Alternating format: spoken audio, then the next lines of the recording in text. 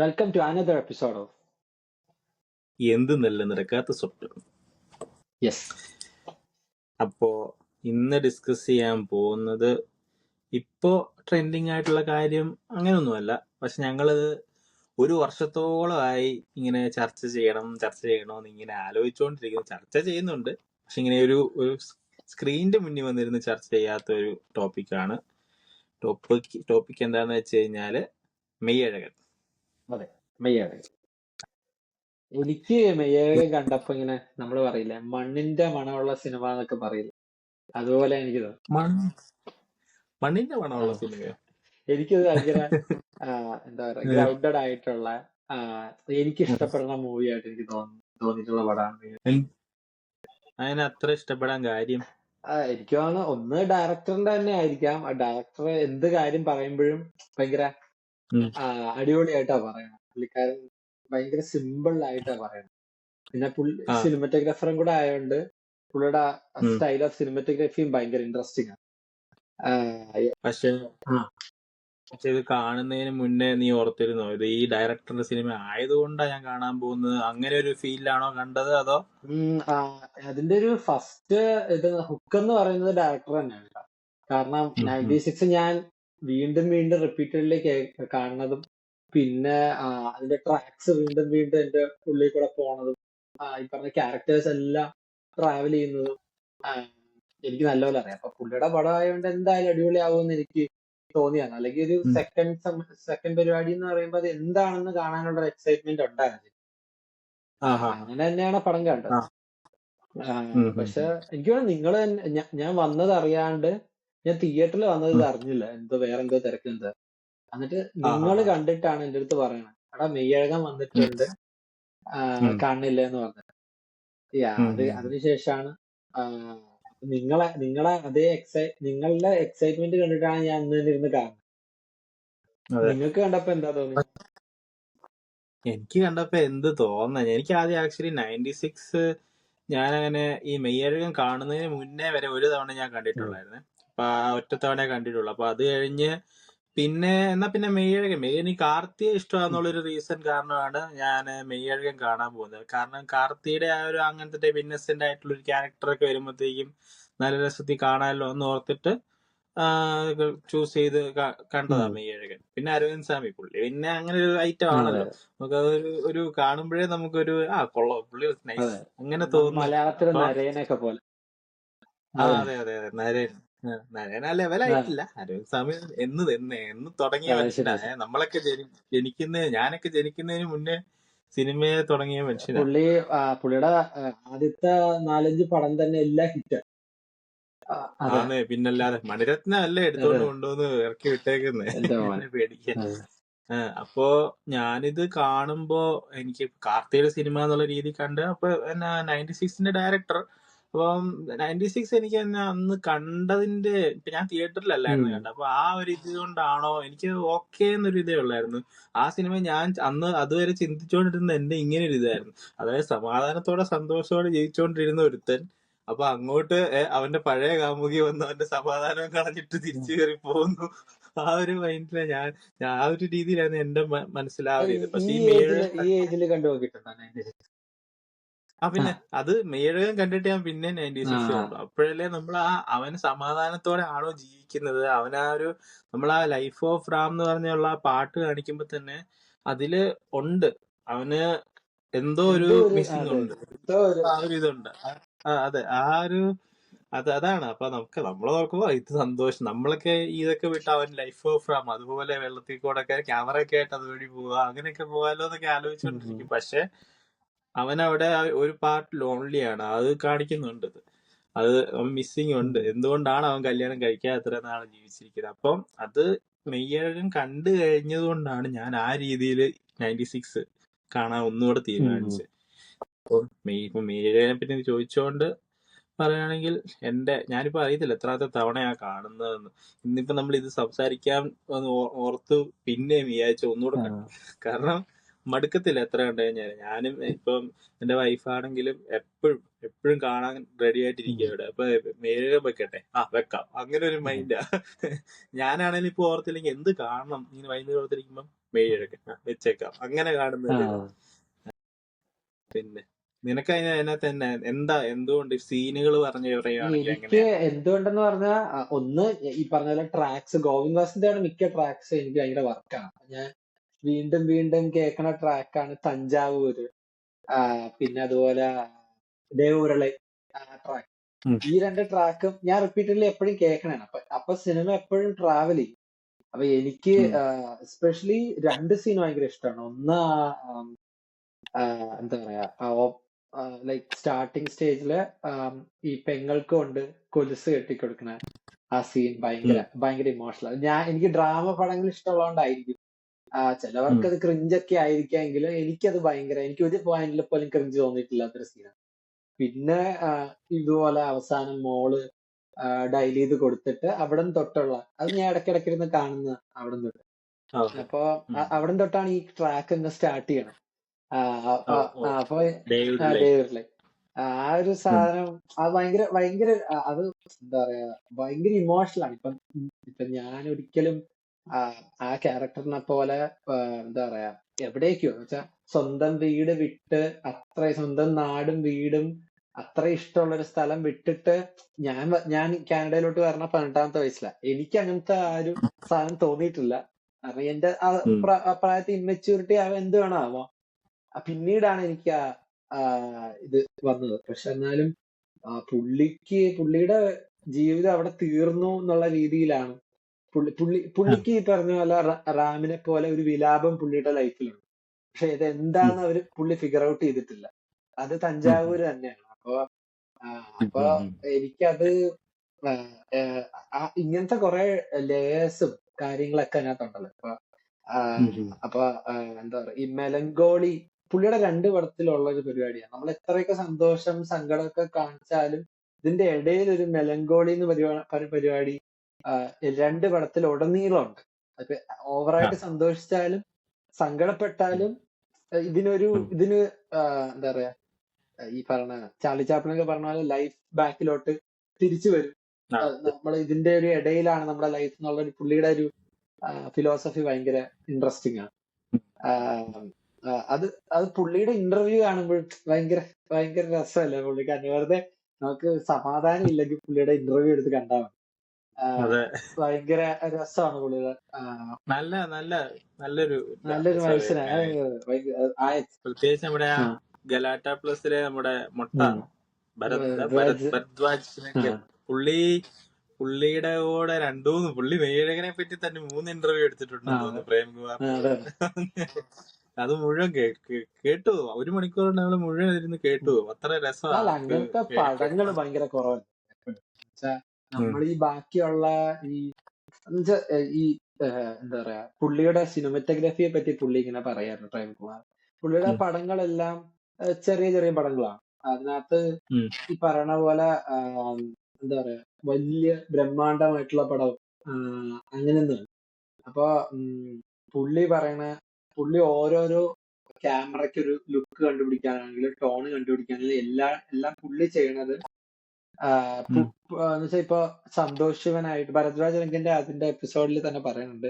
സന്തോഷ് ശിവനായിട്ടും ഈ പറഞ്ഞ ബാക്കി പി സി ശ്രീറാം, ഇവർക്കെല്ലാം അവരുടേതായ ഒരു സിഗ്നേച്ചർ ഉണ്ട്. നിങ്ങൾക്ക് ആ സിഗ്നേച്ചർ എന്താ വരാത്തെന്നുള്ളതാണ് ചോദ്യം. അപ്പൊ അത് ഞാൻ സിനിമാറ്റോഗ്രാഫർ ആയതുകൊണ്ട് എനിക്ക് ആ ചോദ്യത്തിൽ ഭയങ്കര ഇൻട്രസ്റ്റിംഗ് ആയിട്ട് എനിക്ക് തോന്നിയത്. അപ്പൊ എന്റെ പുള്ളിക്കാരന്റെ അതേ തത്വമാണ് എന്റെയും തത്വമായിട്ട് എനിക്ക് ഫീൽ ചെയ്യാറ്. ഒരു സിനിമാറ്റോഗ്രാഫറിന് ഒരു സിഗ്നേച്ചർ ഉണ്ടാവരുതെന്നാണ് ഇപ്പൊ എന്റെ ഏജിൽ ഇപ്പോ ഞാൻ സിനിമാറ്റോഗ്രഫിയിൽ ഏത് സ്റ്റേജിൽ നിൽക്കണോ ഇവിടെ നിന്ന് ഞാൻ പറയുകയാണ്, അധികം സിഗ്നേച്ചർ ഉണ്ടാവരുതെന്നാണ് എനിക്ക് ഫീൽ ചെയ്യണം പേഴ്സണലി. പക്ഷെ പുള്ളി പറഞ്ഞ് ബാക്കി എല്ലാവരും സിനിമാറ്റോഗ്രാഫി ചെയ്യാൻ പോയിട്ട് സിനിമാറ്റോഗ്രാഫർ ആയവരാണ്. പുള്ളി മാത്രം റൈറ്റർ ആയിട്ട് സിനിമാറ്റോഗ്രാഫിയിലാണ്. അപ്പൊ അതിനൊരു വ്യത്യാസം ഉണ്ടെന്ന് വെച്ചാൽ ബാക്കി എല്ലാവർക്കും ഇനിയും പണി കിട്ടണമെങ്കിൽ സിനിമാറ്റോഗ്രാഫിയിൽ കുറച്ചും കൂടി അവർ ഇത്ര എഫേർട്ട് ഇട്ടു എന്ന് എല്ലാവരും കാണിക്കണം. അത് എനിക്കും ഉണ്ട് കേട്ടോ. ഞാനും പേഴ്സണലി ഷൂട്ട് ചെയ്യുമ്പോ സിനിമാറ്റിക്കലി ഭയങ്കര ഷോർട്സ് ബ്യൂട്ടിഫുൾ ആക്കാനും ആ ലോകം ബ്യൂട്ടിഫുൾ, അറ്റ്മോസ്ഫിയർ ബ്യൂട്ടിഫുൾ ആക്കാനും ഞാൻ ശ്രമിക്കാറുണ്ട്. പക്ഷെ പുള്ളി ഏറ്റവും കൂടുതൽ ചിന്തിക്കണം ആ ഷോട്ടിൽ എങ്ങനെ ഫ്രെയിം ചെയ്യണം, അല്ലെങ്കിൽ എങ്ങനെ എന്താണ് അത് പറയാൻ ശ്രമിക്കണേ, അതിന്റെ ഇമോഷന്റെ കമ്മ്യൂണിക്കേറ്റ് ചെയ്യാൻ. അത് അതാണ് പുള്ളിയുടെ ഭയങ്കര വ്യത്യാസമായിട്ട് തോന്നിയിട്ടുള്ളത്. അതുകൊണ്ടാണ് പുള്ളിയുടെ പടം എല്ലാരും പറയും സിനിമാറ്റോഗ്രഫിയിൽ വലിയ കാര്യമൊന്നുമില്ല, എടുത്തു വെച്ചാൽ പോരെ, പ്രൊഡക്ഷൻ ക്വാളിറ്റി എന്നൊക്കെ പറഞ്ഞ് വെച്ചാൽ ഈ പറഞ്ഞ പോലെ അത് അതുപോലെ തന്നെ എല്ലാവരുടെ ഒരു തോന്നലാണ് വെച്ചാൽ ബഡ്ജറ്റ് കുറയുമ്പോ പ്രൊഡക്ഷൻ ക്വാളിറ്റി കുറഞ്ഞാലും കുഴപ്പമില്ല എന്നുള്ളൊരു നമ്മുടെ ഓഡിയൻസ് ഭയങ്കര രസമാണ് ആ കാര്യത്തിൽ. വെച്ചാൽ നമ്മുടെ ഓഡിയൻസ് എല്ലാം വിടും അങ്ങനെ, അത് വലിയ കുഴപ്പമൊന്നുമില്ല. പക്ഷെ പുള്ളിയുടെ പടത്തില് പ്രൊഡക്ഷൻ ക്വാളിറ്റി ഉണ്ട്, എന്നാ പറയേണ്ട കാര്യങ്ങൾ പറയുന്നുണ്ട്. അപ്പൊ പുള്ളി അത്ര ബഡ്ജറ്റിലൊന്നും അല്ല ഇത് പിടിക്കുന്നത്. അപ്പൊ എനിക്കത് പുള്ളിയുടെ ഇന്റർവ്യൂവിന്റെ മേജർ ടേക്ക് അവേ അതായിരിക്കും. എനിക്ക് ഭയങ്കര അത് എനിക്ക് തോന്നണു അതിന്റെ സിനിമാറ്റോഗ്രഫി ജേർണിയിൽ ഏതെങ്കിലും ഒരു പോയിന്റ് ഹെൽപ്പ് ചെയ്യും. ഇപ്പൊ ഞാൻ ഇപ്പത്തെ സ്റ്റേജില് ഞാൻ കുറച്ച് ഈ പറഞ്ഞ പോലെ പഞ്ചി ആയിരിക്കും, അല്ലെങ്കിൽ ഓവർ ദ ടോപ്പ് ആയിരിക്കും എന്നുള്ളൊരു സാധനം. പക്ഷെ ഇവഞ്ച്വലി എനിക്ക് അങ്ങോട്ട് എത്തണം. ഇപ്പൊ എല്ലാ സിനിമാറ്റോഗ്രാഫേഴ്സിനും അതൊരു ജേർണിയാണ്. ആ ജേർണി ഞാനും കടന്നുപോയേ പറ്റൂ. അതുപോലെ അത് തന്നെയാണ് എനിക്ക് ആ ഇന്റർവ്യൂ കിട്ടിയത്. പിന്നെ എനിക്ക് ആ റൈറ്റിംഗ് വെച്ച് കഴിഞ്ഞാല് ഇപ്പൊ അതില് ത്രെഡ് എന്തുവാ നോക്കിയേ, തിൻ ത്രെഡാണ്, വളരെ തിന്നാണ്. അപ്പൊ അതേന്ന് എങ്ങനെ ഇത്രയും റൈറ്റ് ചെയ്ത് ഒപ്പിക്കാം? എന്നാ എഴുതുവാണെങ്കിൽ ഏതെങ്കിലും ഒരു പോർഷൻ നമുക്ക് ബോറടിക്കണ്ടേ? അതുമില്ല. ഇത് ഈച്ച് ആൻഡ് എവറി ഫ്രെയിം ഞാൻ ഇങ്ങനെ കണ്ടോണ്ടിരിക്കുമ്പോഴത്തേക്കും ചുമ്മാ ഒരു ഫ്രെയിം പോകുന്ന കാണുമ്പോഴും നമുക്ക് അതിലൊരു കഥയുണ്ട്, അതിലൊരു സ്റ്റോറി ഉണ്ട്. ഇപ്പം രണ്ടുപേരും സ്കൂട്ടറിൽ പോവാ, അതായത് ബസ് കയറാൻ വേണ്ടി പുള്ളി പോവാ സ്കൂട്ടറിൽ. അപ്പം കാർത്തിയുടെ ഫേസിലാണെങ്കിൽ ആ രൂപം പോവാണല്ലോ എന്നുള്ള ഒരു ഇത് ഫേസ്. സെയിം ടൈം അരവിന്ദ് സ്വാമി ആണെങ്കിൽ എങ്ങനെയാലും ഇവിടുന്ന് ഒന്ന് പോണം ആ ഒരു ഇതില്. സെയിം ടൈം അടുത്ത ഒരു സെക്കൻഡ് ഹാഫ് വരുമ്പോ സൈക്കിളിൽ പോകുന്ന രണ്ടുപേരുടെയും അതില് വേറൊരു സ്റ്റോറി. കാരണം ഇത് രണ്ട് ഹാഫിലും രണ്ട് രീതിയിൽ ഇവരെ കാണിക്കുന്നുണ്ട് ഈ സംഭവം. അത് ചെറുപ്പം നമ്മൾ ശ്രദ്ധിക്കാത്തൊരു കാര്യം ഈ സീനുകളിലെ സ്ലോ മോഷൻ. ചില സമയത്ത് എവിടെ നമ്മളിങ്ങനെ കഥ കണ്ടിങ്ങനെ ആസ്വദിച്ചിരിക്കുമ്പോൾ ഈ സീൻ സ്ലോ മോഷനിലാണ് ചെയ്യുന്നത്. ചിലപ്പോ അത് നമ്മൾ എഡിറ്റ് ചെയ്യുമ്പോഴത്തേക്കും എന്നാ ഇവിടെ സ്ലോ മോഷൻ കൊടുക്കുക, അല്ലെ മുഴുവൻ സ്ലോ മോഷൻ ആക്കുക, അങ്ങനെ ചിന്തിക്കുന്നില്ലല്ലോ. എവിടെ ഇത് കൊടുക്കുമ്പോഴാ ഒരു ബ്യൂട്ടി വരുന്നത് കറക്റ്റ് പ്ലേസ് ചെയ്തേക്കുന്ന ഒരു സിനിമയായിട്ട് എനിക്ക് തോന്നിയിട്ടുണ്ട് ഇത്. എന്നുവെച്ചാൽ ഈവൻ നീ പറഞ്ഞ പോലെ തന്നെ പുള്ളി ഇപ്പം ഈ ക്വാളിറ്റി ഫ്രെയിമിന്റെ ക്വാളിറ്റി കൂട്ടാൻ നോക്കുമ്പം പുള്ളി ആ ഒരു കളർ ടോണും അങ്ങനത്തെ പുള്ളി അല്ല സിനിമാറ്റോഗ്രഫി ചെയ്തത് ഈ സിനിമയുടെ. കാരണം പുള്ളി പറഞ്ഞിട്ടുണ്ട് പുള്ളി സിനിമാറ്റോഗ്രഫി ചെയ്യുവാണെങ്കിൽ പുള്ളി ഡയറക്റ്റ് ചെയ്യത്തില്ല എന്ന് പുള്ളി പറഞ്ഞിട്ടുണ്ട്. കാരണം അത് രണ്ടുകൂടെ ഒരുമിച്ച് പുള്ളിക്ക് ശ്രദ്ധിക്കാൻ പറ്റത്തില്ല എന്ന് പുള്ളി പറയുന്നത്. അപ്പൊ അതുകൊണ്ട് വേറെ ആരുമാ ചെയ്തത്. പക്ഷെ അയാളുടെ ഫ്രെയിമില് ഇപ്പം നമ്മൾ നോക്കുമ്പോൾ പട്ടികളെ കണ്ടിട്ടുണ്ടോ? പട്ടികള് ചില ഫ്രെയിമിൽ അവിടെ ഇവിടെ ഒക്കെ ഇരിപ്പുണ്ട് ഇങ്ങനെ. അപ്പൊ അത് വരുവാ അവിടെ. ഇനിയിപ്പോ പുള്ളി അറിഞ്ഞുകൊണ്ട് വരുന്നതാണോ അതോ ഇങ്ങനെ ഒരു സിനിമയ്ക്ക് വേണ്ടി, ഒരു മാജിക്കൽ സിനിമയ്ക്ക് വേണ്ടി ഒരു മാജിക് പോലെ വന്ന് കേറിയതാണോ ഒന്നും അറിയത്തില്ല. അത് നല്ല രസമാണ്. അത് നടന്ന് സൈക്കിളിൽ പോകും, പട്ടി പുറകെ വരുവാ. അപ്പോഴത്തേക്ക് കാലൊക്കെ ഇട്ട് തട്ടി അരവിന്ദ് സ്വാമി ആണെങ്കിൽ അത് നൈസായി ഡീൽ ചെയ്തിട്ടുണ്ട്. എന്നുവെച്ചാൽ അവര് ഭയങ്കര ഒരു സാധാരണ മനുഷ്യരെ പോലെ, പ്രത്യേകിച്ച് കാർത്തി എപ്പോഴും പുള്ളിക്കൊരു പടം കിട്ടിയ പുള്ളിയുടെ എന്താണ് റോൾ അതിനനുസരിച്ച് പുള്ളി സാധാരണ ഒരു മനുഷ്യനെ പോലെ പെരുമാറും. അത് ഭയങ്കര പുള്ളിയുടെ ഏറ്റവും ഇഷ്ടപ്പെടുന്ന ഒരു ക്വാളിറ്റി അതാണ്. എനിക്ക് പുള്ളി ആസ് എ ഡയറക്ടർ ആയിട്ട് പറഞ്ഞിട്ടുണ്ടല്ലോ, ഞാനൊരു കാർത്തി ഫാനാണ്. ഒരു ഡയറക്ടർ അങ്ങനെ ഒരു സ്റ്റേറ്റ്മെന്റ് പോലെയല്ലേ? കേട്ടിട്ടില്ല. പറയാം എന്നാ തളപതി ഫാൻ അല്ലെങ്കിൽ മറ്റേ തലൈവർ ഫാൻ എന്നൊക്കെ പറഞ്ഞു വന്നിരിക്കും.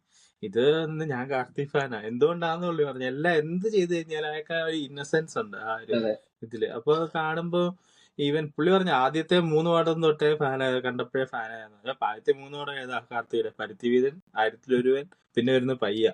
3 രീതിയിൽ അല്ലെ? 3 രീതിയിലുള്ള പടാ. 3 കോലം.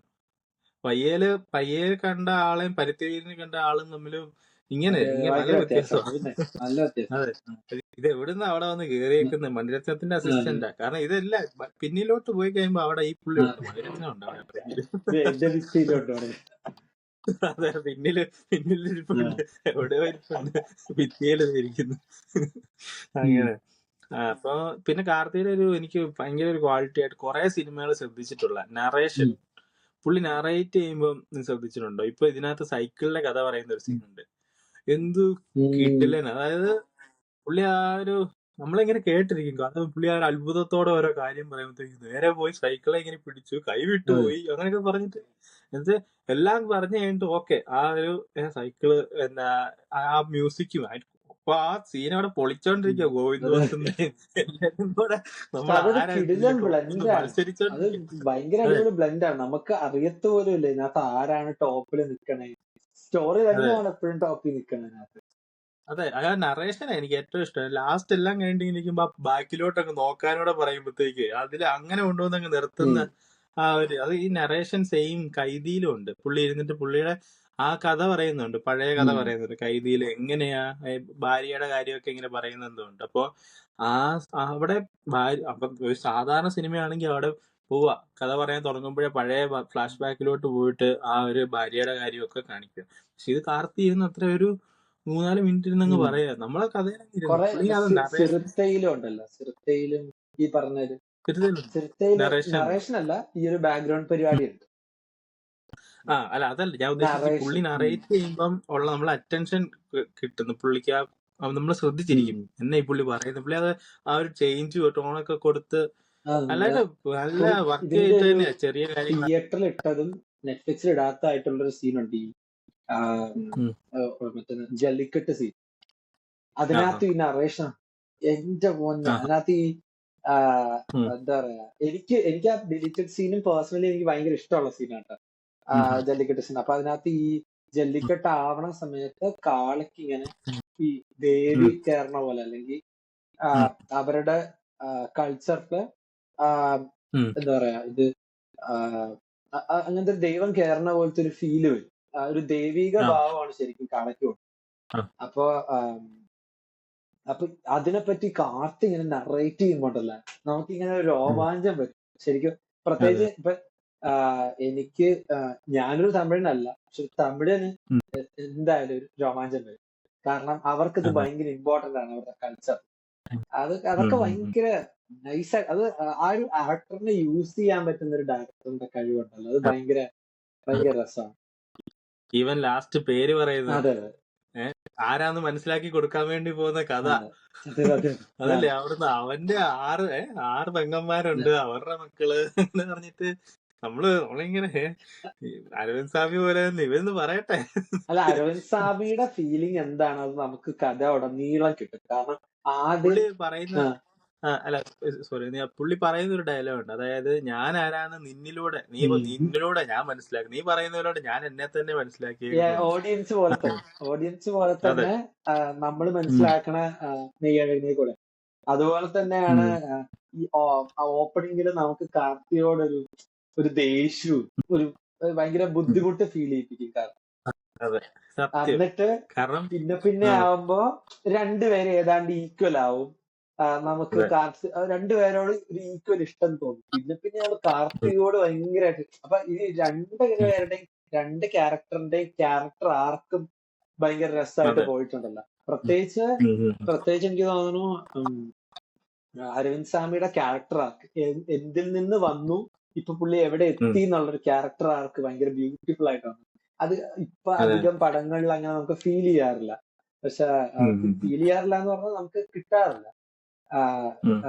ഞാൻ ബേസിക്കലി എല്ലാ പടവും പെട്ടെന്ന് മറന്നു പോകുന്നതാണ്.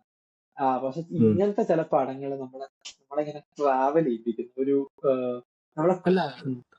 നമ്മുടെ ഒരു ഗോ ടു സിനിമയായി മാറും. കാരണം നമ്മൾ ചുമ്മാ ഇരിക്കുമ്പോൾ നമുക്ക് പെട്ടെന്ന് എന്ത് ചെയ്യാം, എന്ത് പാട്ട് കേൾക്കാം, അപ്പൊ മേഘന്റെ സ്കോർ കേൾക്കാം, അങ്ങനെ ഒരു ഇതിലേക്ക് നമ്മൾ പോകും ഇങ്ങനത്തെ സിനിമകളൊക്കെ വരുമ്പോഴത്തേക്കും. അപ്പൊ അത് പുള്ളിയുടെ അടുത്ത സിനിമ എനിക്ക് തോന്നുന്നു ഇത്രയും ഇങ്ങനെ ഒരല്ല, ഫഹദാന്ന് ത്രില്ലറാന്ന് പറയുന്നത്. പക്ഷെ പുള്ളി ഒരു യുണീക്ക് ആക്കുമെന്ന് പ്രതീക്ഷിക്കുന്നു. പുള്ളിയുടെ സ്റ്റൈൽ ഉണ്ടാവും എന്തായാലും. അല്ല, എന്താണെങ്കിലും രസമായിരിക്കും. ഇപ്പൊ ഈ പറഞ്ഞ പോലെ പുള്ളി തന്നെ പറയണുണ്ട്, പുള്ളിയുടെ അടുത്ത പടം ചിലപ്പോ തോറ്റു ആയിരിക്കാം. പക്ഷെ അതും അത് പുള്ളിക്ക് തെറ്റിപ്പോണേ ആയിരിക്കാം. അതിനെ റെസ്പെക്ട് ചെയ്യണം എന്നുള്ള രീതിയിൽ പുള്ളി പറയുന്നുണ്ട്. ഈ തമിഴ് ഈ പറയുന്ന റിവ്യൂവേഴ്സ് ഭയങ്കര ശോകമായിട്ടുള്ളതുകൊണ്ട് പുള്ളി അതിനെപ്പറ്റി പറയുന്നുണ്ട്. ഇങ്ങനെ മേഴകനും കുറെ ബാഡ് റിവ്യൂസ് വന്നായിരുന്നു അവരുടെ സൈഡിൽ. പുള്ളി ജനറലി പറഞ്ഞു, അതായത് തമിഴില് റിവ്യൂവേഴ്സ്, അതായത് ഒരു പടം നല്ലതായ അവർക്ക് ഇഷ്ടമാവുന്നില്ല. ഉം, അത് അങ്ങനെ ഒരു ഉം. സിറ്റുവേഷൻ, നല്ലതായോ അങ്ങനെ ഒരു രീതിയിൽ അവര് ആ റിവ്യൂ അതെ, ചെയ്യുന്നത്. അതെ. അങ്ങനെ പറയുന്നുണ്ട്. എല്ലാരും ഒന്നുമല്ല, ഇപ്പം മിക്കവാറും ഇപ്പം അതാണ് കുറെ യൂട്യൂബ് റിവ്യൂവേഴ്സ് നല്ലതായിട്ട് തന്നെ ഉം, ചെയ്യുന്നത്. അല്ലാതെ ഈ ന്യൂസ് പേപ്പേഴ്സിന്റെ ടീംസ് ആണ് ഈ ഒരു അജണ്ടയോടെ റിവ്യൂ ചെയ്യാൻ വരുന്നത്. ഉം. ഇപ്പൊ തന്നെ കാർത്തിയുടെ അടുത്ത സിനിമ ഈ 2 ദിവസത്തിനുള്ളിൽ ഇറങ്ങുന്നെങ്ങാണ്ട് പറയുന്നത്, വാ വാത്തിയ എന്ന് ഉം. പറഞ്ഞു, നളൻ കുമാരസ്വാമിയുടെ പടം. അപ്പൊ അത് പോസ്റ്റ്പോൺ ചെയ്തു എന്ന് കേൾക്കുന്നു. അത് കാണാൻ അതെ, ഓർത്തിരുന്നതായിരുന്നു, നല്ല നല്ലതായിരുന്നെങ്കിൽ. ഇനി ഇപ്പോഴേ ഇറങ്ങുമ്പോ കാണാൻ ഓർക്കുന്നു. നോക്കാം. നീ പറഞ്ഞ എനിക്കൊരു കാര്യം അന്ന് ഓർമ്മയുണ്ട്. നീ ആ ലാസ്റ്റ് സീനൊക്കെ ആയപ്പം പാമ്പിന്റെ ആ കടി കൊണ്ട് നീ ഭയങ്കര അത് ഞാൻ പറയണമെന്നുണ്ടായിരുന്നു. ഈ സിനിമ ഉം, പഠിച്ചുകൊണ്ടാവും. സിനിമ ഉം, പഠിച്ചുകൊണ്ടാണെന്നാണ് ഞാൻ വിചാരിച്ചിരുന്നത്. ഞാൻ ഉം, മെയ്യഴകം കണ്ടിട്ട് അനിയനെ ആദ്യം ഉം, വിളിക്കുമ്പോ, ഓ ആ പാമ്പ് നമ്മളെ കൊന്നു കളയും എന്നുള്ള രീതിയിൽ പറയുമ്പോ അവനും പറയും ഉം, ശരിക്കും എന്നുവെച്ചാ ഉം. എന്താ പറയാ, അത് ചെക്കോസ് ഗൺ എന്ന് പറഞ്ഞിട്ട് അതെ. സിനിമയിലൊരു സംഭവമാണ്. അപ്പൊ അത് അതിന്റെ ബേസിക് പരിപാടി എങ്ങനെയാന്ന് പറഞ്ഞാൽ, എന്താ പറയാ, നമ്മളിപ്പോ സിനിമയില് തോക്ക് കാണിച്ചിട്ടുണ്ടെങ്കിൽ ആ തോക്ക് എപ്പോഴെങ്കിലും ഒരു പോയിന്റിൽ പൊട്ടണം. അതുപോലെ തന്നെ പാമ്പ് ഉം, കാണിച്ചിട്ടുണ്ടെങ്കിൽ പാമ്പ് നമുക്ക് ആ, എപ്പോഴും എങ്ങനെയാണ്, നമുക്കൊരു വില്ലനാണല്ലോ. ഉം, അപ്പൊ എന്റെ ലൈഫിലും എന്റെ ചെറുപ്പത്തിൽ പാമ്പ് കടിച്ചിട്ടുണ്ട്. അപ്പൊ അതിന്റെ ഒരു ട്രോമ എന്റെ കിടപ്പാണ്. പാമ്പിനെ കാണുമ്പോൾ എനിക്ക് ഓ, ഭയങ്കര പേടിയാണ്. അപ്പോ ഉം, ഈ അതുപോലെ നമുക്ക് എപ്പോഴും ഈ ഗുഡ് ബാഡ് എന്നുള്ള പരിപാടി നമ്മുടെ മൈൻഡിൽ സെറ്റ് ചെയ്തിട്ടുണ്ടല്ലോ. അപ്പൊ ഈ പാമ്പിനെ ഉം, കാണുമ്പോഴും നമുക്ക് എന്താ പറയാ, നമുക്കൊരു ബാഡ് എന്തെങ്കിലും ആ, അവസാനം എന്തെങ്കിലും അത് കാരണം ബുദ്ധിമുട്ടുണ്ടാക്കും എന്നുള്ളൊരു സംഭവം. ഉം, ആ, ഉം. അപ്പൊ അത് എനിക്ക് ഭയങ്കര, എന്നുവെച്ചാ ആ ശ്രീവിദ്യ കിടന്നുറങ്ങുന്ന സമയത്ത്, ശ്രീവിദ്യ എന്നല്ലേ നടിയുടെ പേര്, അല്ലെ? ശ്രീദിവ്യ, ശ്രീദിവ്യ ശ്രീദിവ്യ. ശ്രീദിവ്യ ശ്രീദിവ്യയുടെ ക്യാരക്ടർ ഭയങ്കര എനിക്ക് ഭയങ്കര ഇഷ്ടമുള്ള ഒരു ആക്ട്രസ് ആണ്. ഞാൻ പിന്നെ വരാം. ഉം, അപ്പൊ ശ്രീദിവ്യ ഉം, കിടന്ന് കിടന്നുറങ്ങുന്ന സമയത്ത് പാമ്പ് അതുവഴി എഴഞ്ഞു. ഉം. അപ്പൊ ആ, അപ്പൊ അപ്പൊ എന്റെ വിചാരം, ഓ ഇതിന്റെ ക്ലൈമാക്സ് കുറച്ച് സോറോ ആയിരിക്കും. That- അത് എപ്പോഴെങ്കിലും, അതുപോലെ ശ്രീവിദ്യ പല സമയത്ത് പറയുന്നുണ്ട് അവിടെ അണലി ഈ ഇടയ്ക്ക് ഉം, കൊച്ചുണ്ടായി മുട്ടയിട്ട് കുറെ കൊച്ചുങ്ങൾ ഉണ്ടായതേ ഉള്ളൂ എന്നുള്ളൊരു സാധനം കുറെ പറയുന്നുണ്ട്. പക്ഷെ ഇതൊക്കെ മേഴകൻ ഒരിക്കലും അതൊരു നെഗറ്റീവ് അല്ല. ആ, ഉം, പാമ്പെന്ന് പറയുന്നത് ഒരു നെഗറ്റീവ് ഫാക്ടർ അല്ല. ഈ പറഞ്ഞ ഉം, അവനെ ബുദ്ധിമുട്ടിക്കുന്ന ആ, ഒരു ഫാക്ടർ അല്ല. ആ, ഉം, ഉം. എന്താ പറയാ, അതുപോലെ തന്നെയാണ്, എന്താ പറയാ, അയ്യോ, ആ അപ്പൊ നമ്മുടെ വിചാരം ഇത് എപ്പോഴെങ്കിലും കൊല്ലും. പുള്ളിയുടെ ഇതെന്ന് പറഞ്ഞാലും നമ്മുടെ ഡയറക്ടറിന്റെ ഒരു ഫിലോസഫി എന്താന്ന് പറഞ്ഞാൽ നമ്മള് പോയി ഉപദ്രവിച്ചില്ലെങ്കിൽ അതൊരിക്കലും നമ്മളെ ഉപദ്രവിക്കില്ല എന്നുള്ളതാണ് പുള്ളിയുടെ ഇത്. പക്ഷെ ഞാൻ അതെ. ഇപ്പോഴും കാണുമ്പോ, ഉം, ഞാനിപ്പോ അവസാനം കണ്ടത് എന്റെ വൈഫായിട്ടാണ്. ആ, അപ്പൊ ഞാൻ ഇപ്പൊ കണ്ട സമയത്ത് ഇതേ സെയിം സാധനം അവക്കും തോന്നും. സത്യം പറഞ്ഞാൽ അവർക്ക് നടക്കും. എനിക്ക് വേണം അത് രണ്ടു തരം ആൾക്കാരുണ്ടാവും. ഉം, പാമ്പ് പാമ്പിന് അതൊരു ബുദ്ധിമുട്ടല്ല എന്ന് വിചാരിക്കുന്നവർക്കും പാമ്പ് ഒരു ഉം, ബുദ്ധിമുട്ടാണെന്ന് വിചാരിക്കും. രണ്ടുപേർക്കും ഈ സിനിമ എൻജോയ് ചെയ്യാനും ഉം, പറ്റും. ചിലപ്പോ ഉം. നമ്മൾ മൂവ് ചെയ്യിക്കുകയും ചെയ്യും. ഈ പറഞ്ഞ പോലെ അതൊരു ബാഡ് സാധനം അല്ല എന്നുള്ളൊരു സാധനത്തിൽ നമ്മൾ മൂവ് ചെയ്യിക്കുകയും. പക്ഷെ ഞാൻ ഇപ്പൊ കാണുമ്പോ പോലും എനിക്ക് ഒരു സഫക്കേഷൻ ആണ്. ഈ പറഞ്ഞ പോലെ അതെ, ക്ലോസ്ട്രോഫോബിയ പോലത്തെ ഒരു ഫീലാണ് എനിക്ക്. അതെ. കാരണം പ്രത്യേകിച്ച് അതെന്താ എന്ന് പറഞ്ഞാൽ, തിയേറ്ററിൽ എങ്ങനെയാന്ന് വെച്ചാൽ തിയേറ്ററിലെ കട്ടല്ല നെറ്റ്ഫ്ലിക്സിലെ കട്ട്. ഉം, അപ്പൊ തിയേറ്ററിൽ ഉം, അവസാനം എന്താ, തിയേറ്ററിൽ ഞാൻ റെഫറൻസ് എടുത്ത് പോയിട്ടില്ല. പക്ഷെ ഇതിനകത്ത് അവസാനത്തെ കട്ട് എങ്ങനെയാന്ന് പറഞ്ഞാൽ, ഈ ഉം, മെയ്യഴകാന്ന് വെച്ചാൽ അവസാനം അരവിന്ദ് സ്വാമി പോയി കൊട്ടുമ്പോ മെയ്യഴകൻ റെസ്പോണ്ട് ചെയ്യില്ല. ഉം, അപ്പൊ ഉം. റെസ്പോണ്ട് ചെയ്യാത്തടത്തോളം നേരം എനിക്ക് എനിക്ക് നെഞ്ചില് കല്ല. അപ്പൊ റെസ്പോണ്ട് ചെയ്യാണ്ട് അവിടെ ബ്ലാക്കിൽ കട്ടി. അപ്പൊ ബ്ലാക്കിൽ ആ, കട്ട് ചെയ്യാന്ന് പറഞ്ഞാൽ നമുക്ക് ചിന്തിക്കാം. പിന്നെ പാമ്പ്. ആ പാമ്പ് കൊത്തിയോ ഇല്ലയോ, അവരുടെ ലൈഫ് എങ്ങനെ പോയിന്ന് അത് ഓഡിയൻസിന് വിട്ടു പറഞ്ഞു. അപ്പോ ഉം, എന്നിട്ട് പിന്നെ ഒരു സെക്കൻഡ് ക്ലൈമാക്സ് പോലെ ഉം, എന്താ പറയാ, വീണ്ടും ഇങ്ങനെ ആത്താന്ന് പറഞ്ഞിട്ട് തുറക്കും. ഉം, അപ്പൊ ഉം. രണ്ടുപേരെയും സമാധാനം. അപ്പൊ എന്നിട്ടും എനിക്ക് സമാധാനമായില്ല കേട്ടോ. എനിക്ക് ഇതിനകത്ത് ഏത് വേണം ചൂസ് ചെയ്യാം. പക്ഷെ ഞാൻ ഇതിനകത്ത് ഉം. ഏത് ചൂസ് ചെയ്യുന്ന ഞാൻ കൺഫ്യൂഷൻ അടിച്ച് എപ്പോഴും ഇരിക്കാറാണ് പതിവ്. അതെങ്ങനെ ഓ, വേണം ആവാം. ഇപ്പൊ അതിന്റെ ഒരു നീ പറഞ്ഞോ. അതിന്റെ ഒരു ബുദ്ധിമുട്ട് അത് പുള്ളി എനിക്ക് തോന്നുന്നു പുള്ളിയുടെ ഒരു കുസൃതിയായിരുന്നു അത്. കാരണം പല സ്ഥലത്തും പിന്നെയും കാണിക്കുന്നുണ്ട്. പിന്നെ ഇവര് ഫോൺ ചെയ്യുമ്പോ പുള്ളി ഇങ്ങനെ സല്യൂട്ട് അടിക്കും. ആ അത് ഞാൻ പറയാൻ വരുവാ. രാത്രി ഞാൻ പറയാൻ വന്നേ. രാത്രി രാത്രി ഇതുപോലെ കിണറിന്റെ ഇടയിൽ കൂടെ പാമ്പ് പോകും. അയ്യോ, ഞാനിങ്ങനെ വൈഫിനോട് കാണുമ്പോ പറയും, ഇതൊക്കെ എന്തിനു കാണിക്കണം മനുഷ്യൻ സാധനങ്ങളെ. അങ്ങനെ അല്ല, ശ്രീദിവ്യ വിളിക്കുമ്പോ പറയുന്നത് എന്താണെന്നറിയാമോ? രാത്രി ആ വഴിക്ക് പോകരുതെന്ന് പറയും. കാരണം പാമ്പുണ്ട്, അതിന് കുഞ്ഞുങ്ങളും ഉണ്ട്.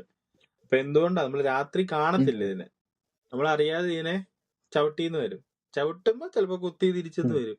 അപ്പൊ അത് പാമ്പിന്റെ കുഴപ്പമല്ല, അവിടെ പോയി ചവിട്ടിയോണ്ടാ. അതിന് സംഭവം എന്ന് വെച്ച് കഴിഞ്ഞാല് നമ്മളൊരു നമ്മുടെ വഴി പറമ്പും എല്ലാം എന്തോ ആയിക്കോട്ടെ, പുള്ളി തന്നെ പറയുന്നുണ്ട്, എന്നൊക്കെ സീനിയർ ഈ പാമ്പ് ഇവിടെ ഉള്ള കാർത്തി പറയുന്നുണ്ട്, നമ്മളൊക്കെ സീനിയർ ഇവിടെ ഉള്ള ഇവന്റെയും കൂടെ സ്ഥലമാണെന്ന് പറയുന്നുണ്ട്. എന്നാൽ നടന്നു പോകുന്ന വഴിക്ക് ഈ ഒരു പാമ്പിന് പകരം ഒരു മനുഷ്യനെ, അല്ലെങ്കിൽ മനുഷ്യനെ കിടക്കുന്നതെന്ന് കരുതിക്കും, മനുഷ്യനോടുണ്ടെന്ന് നിൽക്കുന്ന സ്ഥലമാണെന്ന് കരുതിക്കും, നമ്മൾ ശ്രദ്ധിക്കും ഇവിടെ ആരെങ്കിലും കിടപ്പുണ്ടോ, ഈ മനുഷ്യനെ ഞാൻ ചവിട്ടോ ഉപദ്രവിക്കോ മാറിപ്പോയെന്ന് കരുതും. അതേസമയം ബാക്കി ഏതും ജീവജാലങ്ങളോ അങ്ങനെ ചെറിയ ഇതാണെങ്കിൽ നമ്മൾ ശ്രദ്ധിക്കുന്നില്ല.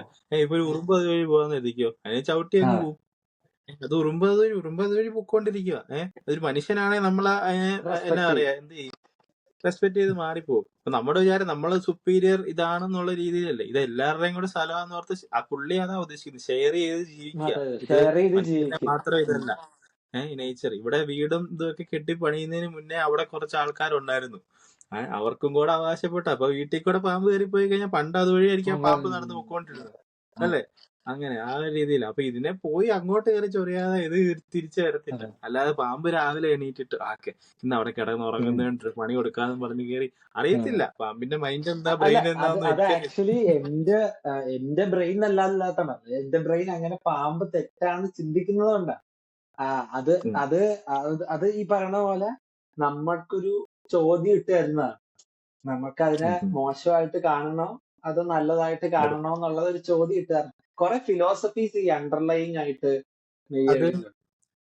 അത് ക്ലൈമാക്സിൽ ഇവൻ പറയുന്നുണ്ട്, നമ്മുടെ അരവിന്ദ് സ്വാമി പറയുന്നുണ്ട്, അവൻ ഇവിടെ ഇരിക്കുന്നത്, ഞാൻ ഇവിടെ. കാരണം വെച്ച് കഴിഞ്ഞാല് അത് എന്റെ ഇടയിൽ പറയുന്നത്, ഇവൻ അവിടെ ചെന്ന് പക്ഷികളോടും പാമ്പിനോടൊക്കെ വർത്താനൊക്കെ പറഞ്ഞ് നടക്കുക, അങ്ങനെ രീതിയിൽ പറയുന്നത്. അപ്പൊ അത് അത്ഭുതത്തോടെയാ ഈ അരവിന്ദ് സ്വാമി. അപ്പൊ അരവിന്ദ് സ്വാമിയുടെ ഒരു റെപ്രസെന്റേഷൻ ആണ് നമ്മളെല്ലാവരും. കാരണം നമുക്ക് ഇന്ന ജീവി പ്രശ്നമാ, അല്ലെങ്കിൽ പട്ടി ഭയങ്കര സ്നേഹമുള്ള, പാമ്പ് പോട്ടെ, ആ ഒരു രീതിയിൽ. അങ്ങനെ എല്ലാരും എല്ലാം ജീവജാലങ്ങൾ തന്നെ. അങ്ങനെ സത്യം. അത് വേറൊന്നുമല്ല, പറഞ്ഞ ഫിയർ ആണ്. ആഫ്റ്റർ ഓൾ ഈ ഫിയർ ആണ് നമ്മളെ ഇതുവരെ എത്തിച്ചത്, മനുഷ്യനെ ഇവിടെ വരെ എത്തിച്ചത് ഫിയർ ആണ്. സർവൈവൽ ഇൻസ്റ്റിങ്ക്റ്റ് ആണ്, അല്ലാണ്ട് വേറെ ഒന്നുമല്ല. പക്ഷെ സർവൈവൽ അത് നമ്മളെ മായ്ക്കാനായിട്ട് കുറച്ച് സമയം എടുക്കും. അതിന് വേറൊരു സ്പിരിച്വൽ പരിപാടി വേണം. ഈ പറഞ്ഞ നമ്മള് കാരണമല്ല ഈ ലോകം ഓടണേ എന്നുള്ളൊരു സ്പിരിച്വൽ പരിപാടി വേണം. നമ്മള് ആഫ്റ്റർ ഓൾ നമ്മൾ മനുഷ്യന്മാരല്ലേ, നമ്മളത് എത്രയൊക്കെ അറിയാമെങ്കിലും നമുക്കത് തിരിച്ച് നമ്മൾ ആ സർവൈവൽ ഇൻസ്റ്റിങ്ക്റ്റ് കൊണ്ടുപോയിക്കൊണ്ടേയിരിക്കും. അപ്പൊ അത് ഈ പുള്ളി ഭയങ്കര സ്പിരിച്വലാ. പുള്ളിയുടെ ഇന്റർവ്യൂ കേട്ടാലും അറിയാലോ, ഭയങ്കര കാമാണ്, ഭയങ്കര സ്പിരിച്വലാണ്. അപ്പൊ അത് നമുക്ക് അതുകൊണ്ട് തന്നെ അതിന്റെ റിഫ്ലക്ഷൻ ആയിട്ട് പുള്ളിയുടെ അത് ഭയങ്കര സത്യമാണെന്ന് വെച്ചാൽ എല്ലാവരും പറയും നമ്മള് ക്യാരക്ടർ എന്താണോ അതായത് സിനിമയിൽ റിഫ്ലക്ട് ചെയ്യണേ എന്നുള്ളൊരു സംഭവം ഉണ്ടല്ലോ. അത് ഭയങ്കര ഫാക്റ്റ് ആണ് പുള്ളിയുടെ കാര്യം. അങ്ങനെ പറ്റിയ കൂട്ടും കിട്ടി. ഏത് ഗോവിന്ദ് വസന്ത അല്ലേ?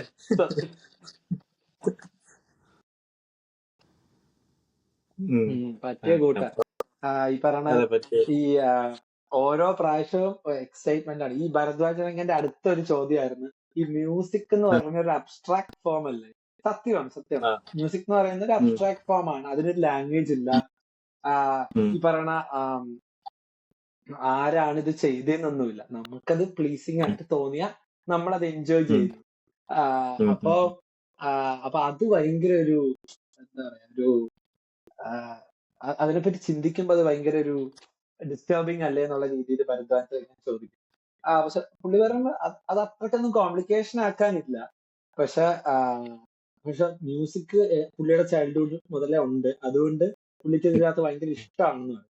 പക്ഷെ എന്നാലും പുള്ളിക്ക് മ്യൂസിക് ചെയ്യാൻ അങ്ങനെയൊന്നും അറിയില്ല. അപ്പൊ ഗോവിന്ദ് വാസന്റെ അടുത്ത് ചെല്ലുമ്പോ എന്താണ് ഇവൻ ഉം. തരാൻ പോണെന്നുള്ള സാധനത്തിലാണ്. അപ്പൊ അതെ, അതെ. പുള്ളിയെ പോലും ഭയങ്കരമായിട്ട് എക്സൈറ്റ് ചെയ്യിപ്പിക്കുന്ന അത്രയും രസമാണ്. ഗോവിന്ദ് വസന്തയുടെ ഒരു സെക്ഷൻ ഇരിക്കാൻ തന്നെ പുള്ളി ഉം. ആ സമയത്ത് ഒരു കൊച്ചുകുട്ടിയാവുക. ഉം. ഇരിക്കാൻ തന്നെ ഭയങ്കര രസമാണ് എന്നുള്ള രീതിയിൽ പറയും. കാരണം ഭയങ്കര പറയുന്നുണ്ട് എപ്പോഴോ കാറൊക്കെ നിർത്തിയിട്ടിട്ട് കാറിന് മേളിൽ കയറി ആലോചിച്ചൊക്കെ മ്യൂസിക് അങ്ങനെ എന്തൊക്കെ പുള്ളി ഇങ്ങനെ ഇന്റർവ്യൂ പറയുന്നത്. അല്ല ഭയങ്കര ഗോവിന്ദ് വസന്തയുടെ ഏത് ട്രാക്കാണ് ഭയങ്കര എല്ലാം ഈ പറഞ്ഞ ഞാൻ കഠിന കടോരം ഈ കണ്ടായിരുന്നു. അപ്പൊ അതിനകത്ത് പ്രേമക്കത്ത് പാട്ടെന്നൊക്കെ പിന്നെ അതുപോലെ ഈ പറഞ്ഞ എനിക്ക് സർക്യൂട്ട് എന്ന് പറഞ്ഞൊരു പടമുണ്ട്. അതിനകത്ത് ഹോപ്പ് സോങ് എന്ന് പറഞ്ഞൊരു സോങ്. ഇതൊക്കെ എങ്ങനെ പുള്ളി ഉണ്ടാക്കണമെന്ന് എനിക്കറിയില്ല. ആ പുള്ളിക്ക് അതിനനുസരിച്ചുള്ള നല്ല ടെക്നീഷ്യൻസും കിട്ടും. ഈ അതിനകത്ത് അൻവർ അലി എന്ന് പറഞ്ഞ ലിറിക്സ് സിസ്റ്റം. പുള്ളി ഭയങ്കര അടിപൊളി മ്യൂസീഷ്യനാണ്. സോറി ലിറിസിസ്റ്റ് ആണ്. പുള്ളി കുറെ വേർഡ്സ് ഇങ്ങനെ മലയാളത്തിന്റെ പുതിയൊരു നിഘണ്ടു ഉണ്ടാക്കാൻ വേണ്ടി ഈ വിനീത് ശ്രീനിവാസിന്റെ ഇന്റർവ്യൂല് വിനീത് ശ്രീനിവാസൻ പറയുന്ന സംഭവം മലയാളത്തിന് മാത്രം ഡിക്ഷണറിയിൽ ഒരു ഇൻവെൻഷൻ ഇല്ല. ഇപ്പൊ മൊബൈൽ ഫോണിന് മലയാളത്തിൽ ഒരു വാക്കില്ല. പക്ഷെ തമിഴിലെ കൈപേസി എന്ന് പറഞ്ഞൊരു വാക്കുണ്ട്. അപ്പോ അതുപോലെ തമിഴിൽ അതുകൊണ്ട് വൈരമുത്തുവിന്റെ എല്ലാ പാട്ടിലും ഈ ഇങ്ങനെ അതുപോലെ എന്താ പറയാ ഈ വൈരമുത്തുവിന്റെ എനിക്ക് ഏറ്റവും ഇൻട്രസ്റ്റിംഗ് ആയിട്ടുള്ള സാധനമുണ്ട്. ഈ ബ്ലൂടൂത്തിന് പുള്ളി പറഞ്ഞ എന്താ അറിയാമോ? എന്താ പറയാ നീലപ്പല്ല് ഉന്നീല പല്ലാലെ എന്നോட സിറിപ്പെന്ന് പറഞ്ഞ എനിക്ക് റോബോ ഫസ്റ്റ് ഇതില്ല എന്തിരല്ല ഒരു പാട്ടുണ്ട്. അപ്പൊ വൈരമുത്ത് രസമാണ്. അപ്പൊ അവിടെ ഭയങ്കര ഈ ലാംഗ്വേജ് ഭയങ്കരമായിട്ട് ഇമ്പ്രൂവിങ് ആണ്. ഇവിടെ ഇമ്പ്രൂവിങ് ആക്കുന്ന കുറെ ലിറിസിസ്റ്റ് ആണ് ഇവരല്ല. വിനായക് ശശികുമാർ ആയിക്കോട്ടെ, അൻവർ അലി ആയിക്കോട്ടെ. എനിക്ക് അൻവർ അലിക്ക് ഒരു വേറൊരു സംഭവമാണ്. അപ്പൊ അങ്ങനത്തെ നല്ല ടെക്നീഷ്യൻസിന്റെ കൂടെയാണ് ഗോവിന്ദ് വസന്ത വർക്കും ചെയ്യണം. അപ്പൊ ഭയങ്കര രസമാണ് ഈ ഒരു ബ്ലെൻഡ്. ഈ പറഞ്ഞ ഞാനിപ്പോഴും കേൾക്കുന്ന ഒരു ട്രാക്ക് ഉണ്ട് പുള്ളിയുടെ പ്രേമത്തിലെ എന്തായിരുന്നു ഈ ലൂപ്പർ തീം അല്ലല്ലോ, വേറൊരു തീമില്ലേ, ഹൈ സ്പീഡ് ഡ്രിഫ്റ്റിംഗ് ആണ്.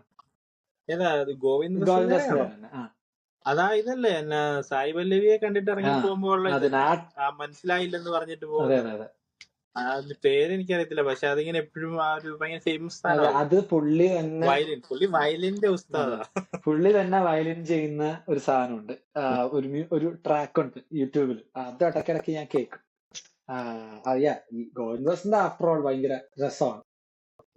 പുള്ളി ഇളയരാജയുടെ ട്രിബ്യൂട്ട് ചെയ്യുന്ന ഇത് മറ്റേ സ്റ്റേജിൽ തൈക്കുടം ബ്രിഡ്ജ് ടീമിന്റെ കൂടെ ചെയ്യുമ്പോ മറ്റേ നായകന്റെ ഫസ്റ്റ് അതിനകത്ത് ആ നായികയെ കാണുന്ന നായിക വരുന്നൊരു ആ ഒരു പോർഷനിലെ വയലിൻ ഉണ്ട്. അത് പുള്ളി ഇടുമ്പോ എന്ത് ഇടുക.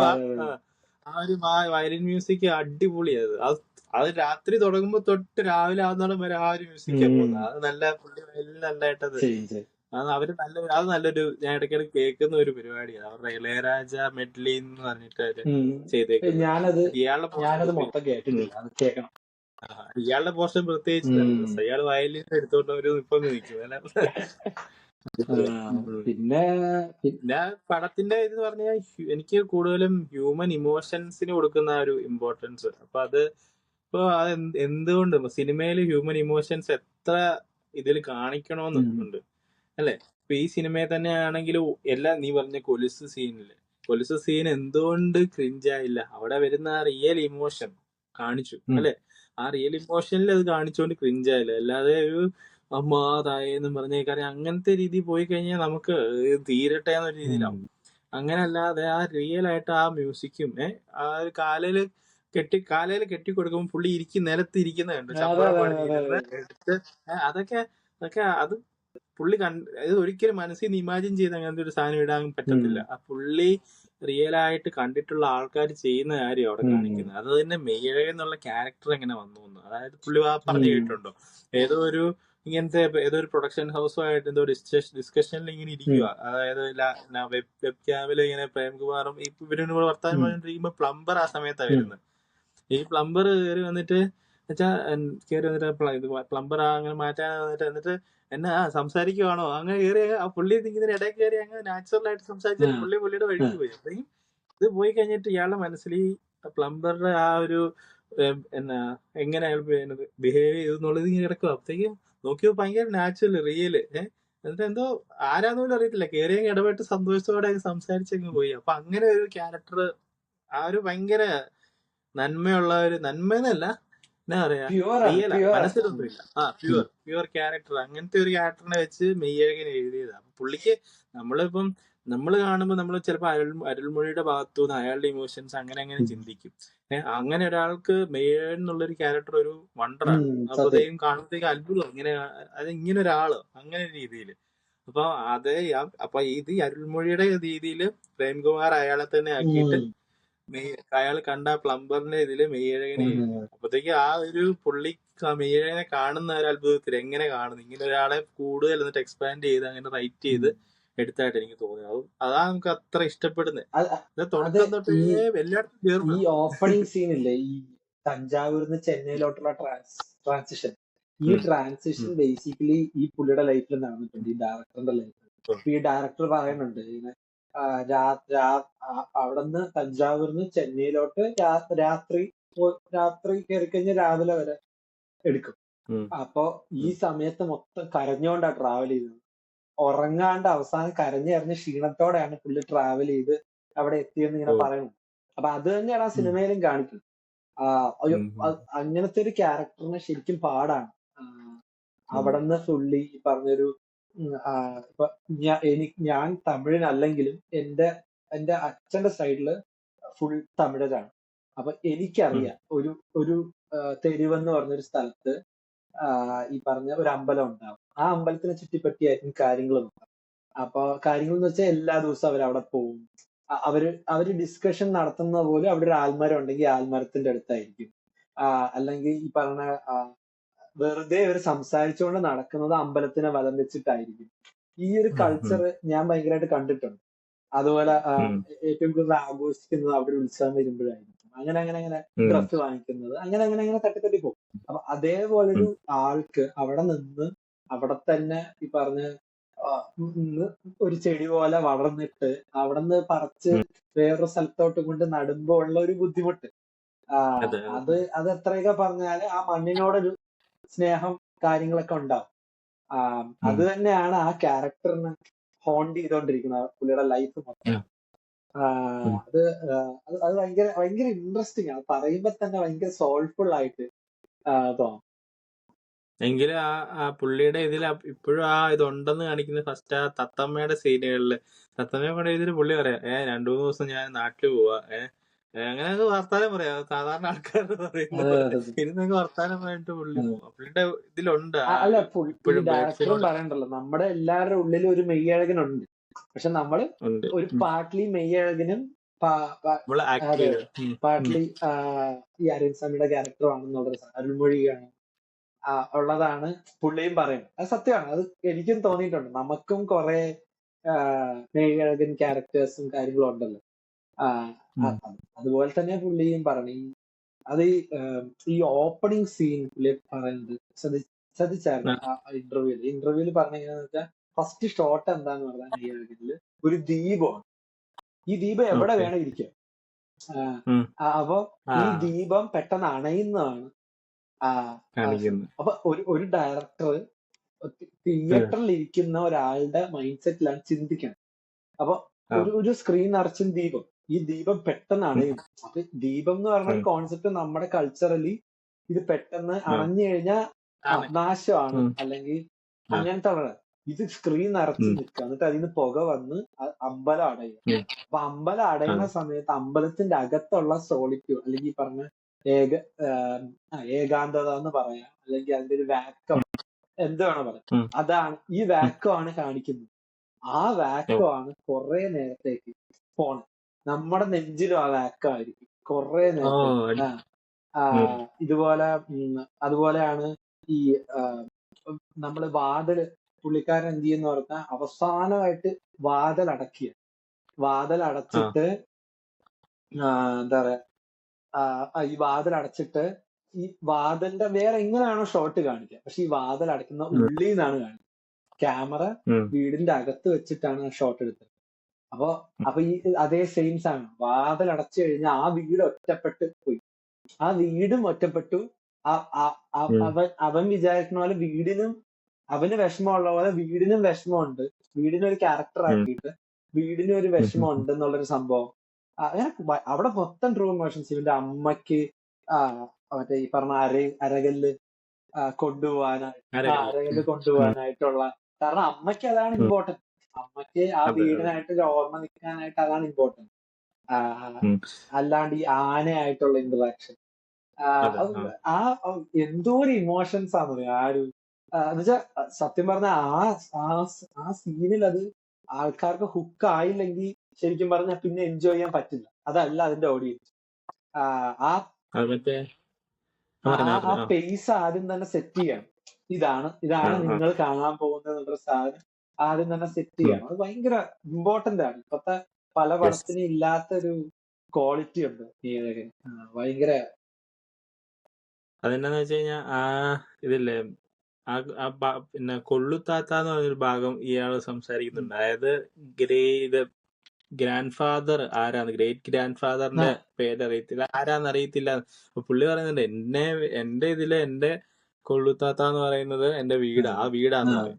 പുള്ളിക്ക് ഈ പറയുന്നത് ഈ സൈക്കിള് നിനക്ക് എങ്ങനെയാണോ അതുപോലെ എനിക്ക് ആ വീടെന്ന് പുള്ളി ഒരു സീനിൽ പറയുന്നുണ്ട്. അപ്പൊ ഈ ആദ്യത്തെ ഭാഗത്ത് ആ പാട്ട് കേൾക്കത്തില്ലേ, ആരോ നീ ആരോ എന്നുള്ള പാട്ട്. അപ്പൊ ആ ആരോ നീ ആരോ അല്ല ആദ്യം എന്നാ പോരെ ഞാൻ പോരെന്ന് ആ പാട്ട്. അപ്പൊ ആ പോരെ ഞാൻ പോരെ ഏറ്റവും ലാസ്റ്റ് കമലഹാസൻ പാടുന്ന അത്രയും നേരം ഗോവിന്ദ വസന്ത പാടിയിട്ട്, അപ്പം ഇവൻ ആ ഭാഗം പാടുന്നത് ഇവനായിട്ടാണ് കാണിക്കുന്നത്. പോരെ ഞാൻ പോവാ രീതിയിൽ കാണിച്ചിട്ട്, എന്നിട്ട് എല്ലാം കഴിഞ്ഞ് വണ്ടിയെ കയറി പോകുമ്പോഴത്തേക്കും കമലഹാസൻ കുറച്ചു നേരത്തേക്ക് പാടുക ഏതാ പോയി വാ കലങ്കാത് മകനെ എന്ന് പറയുന്നത്. അപ്പൊ ആ കമലഹാസൻ ആ ഗ്രാൻഡ് ഫാദർ ആയിട്ട് ഇവനോട് പറഞ്ഞു പോയി വാ മകനെ, ആ രീതിയില് അങ്ങനെ പറയുന്നതായിട്ട്. പിന്നെ നീ പറഞ്ഞ പോലെ തന്നെ ഡോർ അടയ്ക്കുന്ന ഇതില് തുടങ്ങിയെന്ന് പറഞ്ഞില്ല. അപ്പൊ അതുപോലെ തന്നെ നീ ഇപ്പൊ ഓർത്ത് നോക്കിയാ ലാസ്റ്റ് സീൻ എന്തുവാ, അടഞ്ഞെടുക്കുന്ന ഒരു ഡോർ തുറന്ന് അല്ലേ, അതങ്ങനെ ഒന്നുമില്ല. അത് ഞാനിപ്പോ ചുമ്മാ ആലോചിച്ചതാ. എന്നാലും അങ്ങനെ അല്ലല്ല നീ പറഞ്ഞപ്പോ ഞാൻ ശരിയാ ഓർത്തത്. ശരിയാ. അങ്ങനെ നമുക്ക് ഓരോ പ്രാവശ്യം വ്യൂ ചെയ്യുമ്പോഴും ഓരോ സീൻ എടുത്താലും പറയാം നമുക്ക് അതിനെപ്പറ്റി കുറെ അത് സംസാരിക്കാനുണ്ട്. അങ്ങനെ സംസാരിച്ചു പോയി കഴിഞ്ഞാൽ നമ്മൾ കുറെ പോകും. നമുക്ക് ഈ പറഞ്ഞ പോലെ നമ്മൾ പറയുന്നത് നമ്മൾ ഇത്രയും സ്ക്രിപ്റ്റ് റീഡ് ചെയ്ത് ഇതിന്ന് കണ്ടുപിടിക്കണ പോലെ അങ്ങനെ ഭയങ്കര ക്രിട്ടിക്കലി നമ്മൾ പറയണല്ലോ. നമുക്കത് ആ ഫീലിങ്ങോടെ നമ്മളത് പറയണതാണ് ഈ സിനിമയിൽ. അല്ലാണ്ട് നമുക്ക് ഇന്ന സ്ക്രിപ്റ്റ് ഇങ്ങനെ ആയിരിക്കും ഡയറക്ടർ ചിന്തിക്കണം അങ്ങനെയല്ല. ഇതൊരു ബുക്ക് വായിക്കുന്ന പോലെ തന്നെ നമുക്ക് ആ സീനിൽ നമുക്ക് ഈ ഇമോഷനും കൂടെ കിട്ടിയപ്പോ അത് കൂടുതൽ ഇൻട്രസ്റ്റിംഗ് ആയി എന്നുള്ളൊരു സംഭവമാണ്. ആ പടം എത്ര പറഞ്ഞാലും തീരില്ലേ. പക്ഷെ എനിക്കറിയത്തില്ല, ഡിസ്ട്രാക്റ്റഡ് ആയിട്ട് കാണുന്ന എത്ര നല്ല പടമാണെങ്കിലും ഞാൻ ഈ പടം കുറച്ച് ഫോണൊക്കെ നോക്കി റീലൊക്കെ കണ്ട് അങ്ങനെ കാണുകയേ ഉള്ളൂ എന്ന് കരുതിയിരുന്ന് കാണുന്ന ആൾക്കാരുണ്ട്. അവർക്ക് ചിലപ്പോ എനിക്ക് ഈ പടത്തിന് കുറെ പേര് ഇങ്ങനെ നെഗറ്റീവ് ഭയങ്കര ലാഗ് ആയതാ. അത് കാരണം സിനിമയില് നിങ്ങൾ ഇൻവോൾവ് ആയിട്ടില്ല. ഞാൻ കാണുമ്പോ ഇവര് രണ്ടുപേരും സൈക്കിളിൽ തിരിച്ചു കൊണ്ടുപോകുമ്പോ ഞാനും ആ പുറകെ ഇരിക്കുന്ന ഫീൽ ആയിരിക്കും. ഞാൻ ഇങ്ങനെ ഇരുന്ന് കാണുന്നത്. പക്ഷെ നമ്മൾ ചിരിച്ചോണ്ടിരുന്ന് കാണുക, നമ്മൾ അറിയുന്നില്ല, നമ്മൾ സിനിമ ചിരിച്ചോണ്ടിരുന്ന് കാണുക. ഞാൻ പറഞ്ഞ പോലെ തന്നെ കുറച്ചു മുമ്പേ ഞാൻ മറ്റേ വണ്ടി എടുത്ത് പുറത്തിറങ്ങിയപ്പോഴത്തേക്കും ഞാൻ മറ്റേ വണ്ടിയിൽ ഇട്ടിരിക്കുന്ന മറ്റേ സൈക്കിളിന്റെ ട്രാക്ക് ഇട്ടേക്കുന്നത്. എന്നിട്ട് വണ്ടി ഓടിച്ച് ചിരിച്ചു കളിച്ച് എല്ലാം ഇങ്ങനെ പോയോ അങ്ങനെ. അപ്പൊ ഞാൻ ഉദ്ദേശിക്കും ഹൈവേയിലൊക്കെ കയറി നമ്മളിവിടുത്തെ ഇപ്പൊ ഹൈവേയിലെ അലമ്പും ബഹളവും ഒക്കെ കാരണം. അപ്പൊ ടൊറന്റോ ഏരിയ വഴി പോകുമ്പോ ദേഷ്യമല്ലേ നമുക്ക്, ഇത് ഓടെ കിട്ടിക്കയറുന്നു. അപ്പഴേ നമ്മൾ ഈ സൈക്കിളിൽ തീമൊക്കെ ഇട്ട് പോയി കഴിഞ്ഞാൽ അങ്ങനെ അത് നല്ലൊരു നമ്മളെ ഹെൽപ്പ് ചെയ്യുമെന്ന് ഞാൻ പ്രതീക്ഷിക്കുന്നു. അങ്ങനെ ട്രാക്ക് ചെയ്യുമ്പോ അങ്ങനെ അവർ ഉദ്ദേശിച്ചുണ്ടായിരിക്കും. കുറെ അമ്മമാരൊന്നും നല്ല വേറെ തലേന്ന് ഇച്ചിരി സ്ട്രെസ് ഇറങ്ങട്ടെ എന്ന് ഓർത്തിട്ട് ഇങ്ങോട്ട് ചെയ്ത ട്രാക്ക് ഒക്കെ ആയിട്ട് എന്നുവെച്ചാ മനുഷ്യനിലും ഹ്യൂമാനിറ്റിയില് ഇപ്പൊ ആൾക്കാർ ഭയങ്കരമായിട്ട് ബിലീവ് ഒന്നും ചെയ്യുന്നില്ല. ഇന്നത്തെ പടങ്ങൾ കണ്ടു കഴിഞ്ഞാൽ നമുക്ക് ആ ഹ്യൂമാനിറ്റിയിൽ കുറച്ചും കൂടെ ഈ ബിലീഫ് വരും. ഈ പറഞ്ഞ കൈൻഡ്നെസ് എന്ന് പറഞ്ഞാൽ എന്താന്ന് മനസ്സിലാവും എന്നുള്ള സംഭവം നമ്മളിന്ന് റീതിങ്ക് ചെയ്യിക്കുകയാണ്. നമ്മളീ പറഞ്ഞ നമ്മളിപ്പോ ഈ പോഡ്കാസ്റ്റ് തൊട്ട് ഈ സംസാരം വിട്ടു പോയി കഴിഞ്ഞ് നമ്മൾ ഉറങ്ങിക്കഴിഞ്ഞ് എണീക്കുമ്പോഴേക്കും നമ്മൾ പഴയ മനുഷ്യൻ തന്നെയായി. പക്ഷെ സിനിമ കണ്ട് കുറച്ചു നേരമെങ്കിലും നമുക്ക് വേറൊരു നമ്മുടെ ഉള്ളിലെ കൈൻഡ്നെസ്സും ഈ പറഞ്ഞ നമ്മുടെ ഹ്യൂമാനിറ്റി സൈഡ് നമുക്കൊന്ന് ചിന്തിക്കാൻ പറ്റുന്നുണ്ടെങ്കിൽ തന്നെ ഒരു വിജയമാണ് ആ സിനിമയുടെ. ഞാൻ സിനിമാറ്റിക്കലി നിന്ന് നമുക്ക് കിട്ടേണ്ട ടേക്ക് അവേ അതൊക്കെയാണെന്നാണ്. ഇതുപോലെ തന്നെ ഭയങ്കരമായിട്ട് ഇപ്പോഴും ഞാൻ വീണ്ടും വീണ്ടും പോകുന്ന ഒരു പടമാണ് ഹാപ്പി ഡേയ്സ് എന്ന് പറഞ്ഞ സിനിമയുണ്ട്. ഹാപ്പി ഡേയ്സ് അല്ല, പാസ്റ്റ് ലൈഫ്സ് അല്ല, അതൊരു അതൊരു എന്താ പറയാ, ഒരു ജാപ്പനീസ് മൂവിയാണ്. അതൊരു ഇംഗ്ലീഷ് ഡയറക്ടർ തന്നെയാണ് അത് ചെയ്തിരിക്കുന്നത്. പുള്ളിയുടെ പേര് ഞാൻ മറന്നുപോയി. അപ്പൊ പുള്ളി ജപ്പാനിൽ പോയി അവിടെ നിന്ന് അതിന്റെ കൾച്ചർ മനസ്സിലാക്കി എടുത്ത സിനിമയാണ്. അപ്പൊ ഒരു ജപ്പാനില് ടോയ്ലറ്റ്സ് ഉണ്ട് എന്ന് പറയും. ഭയങ്കര ഇൻട്രസ്റ്റിംഗ് ആയിട്ടുള്ള, ഭയങ്കര രസമായിട്ട് ആർക്കിടെക്ചറിൽ ക്രിയേറ്റ് ചെയ്തിരുന്ന ടോയ്ലറ്റ്സ് ആണ്. ഈ ടോയ്ലറ്റ്സിന്റെ ക്ലീനർ ആണ് ഈ പറഞ്ഞ മെയിൻ ക്യാരക്ടർ. ആ പുള്ളിക്കാരന്റെ ഒരു ലൈഫാണ്. Life in the sense like അതിന് ബിഗിനിങ്ങോ എൻഡിങ്ങോ ഒന്നുമില്ല. It's just going on. പുള്ളിക്കും കുറെ ഫ്ലോസ് ഉണ്ട്. പുള്ളിയാണ് ശരിയെന്നൊന്നുമില്ല. പുള്ളി കുറെ എന്നുവെച്ചാൽ ഇപ്പൊ പുള്ളി ഒരു ബുക്ക് വായിക്കുമ്പോ ഒരു ബുക്കേ വായിക്കുള്ളൂ. അപ്പൊ അതിനകത്തൊരു സീനുണ്ട്. അതിനകത്ത് ഒരു പുള്ളിയുടെ ഒരു അനിയത്തിയുടെ മോള് പുള്ളിയെ കാണാൻ വേണ്ടി വരും. പുള്ളിയെ കാണാൻ വേണ്ടി വന്നിട്ട് ഇങ്ങനെ ചോദിക്കും, ഒരു വെള്ളത്തിന്റെ ഒരു ബ്രിഡ്ജിൽ പോയിട്ട് ഈ വെള്ളം എവിടെയാ ചെന്ന് മീറ്റ് ചെയ്യണമെന്ന് ചോദിക്കും. ഞാൻ ഇങ്ങനെയാണെന്ന് തോന്നുന്നുണ്ട്, എനിക്ക് കറക്റ്റായിട്ട് ഉറപ്പില്ല, എന്നാ ഞാൻ പറയാം. ഇത് വെള്ളം ചെന്ന് എവിടെയാ മീറ്റ് ചെയ്യാന്ന് ചോദിക്കും. അത് വലിയ സീയിലാണ്. അപ്പൊ സീ കാണട്ടെ എന്ന് പറയും. അപ്പൊ പറയും ആ സീ കാണാമല്ലോ, നമുക്ക് അടുത്ത പ്രാവശ്യം വരുമ്പോ സീ കാണാന്ന് പറയും. അടുത്ത പ്രാവശ്യം എന്ന് പറഞ്ഞാൽ എന്നാ എന്ന് ചോദിക്കും. ഇപ്പോ അടുത്ത പ്രാവശ്യം എന്ന് പറഞ്ഞാൽ ലിവ് ഇൻ ദ മൊമെന്റ് എന്ന് വീണ്ടും വീണ്ടും പറയിപ്പിക്കുന്നതാണ് ആ സിനിമ. ബ്രില്യൻ പടമാണ് അത്. പ്രത്യേകിച്ച് ജാപ്പനീസുകാർക്ക് ഭയങ്കര ഇമ്പോർട്ടൻ്റ് ആണ്. കാരണം അവര് ഭയങ്കര ഫാസ്റ്റ് പേസ് ആയിട്ട് ജോലി എന്ന് പറഞ്ഞ് ഓടുന്ന ആൾക്കാരാണ്.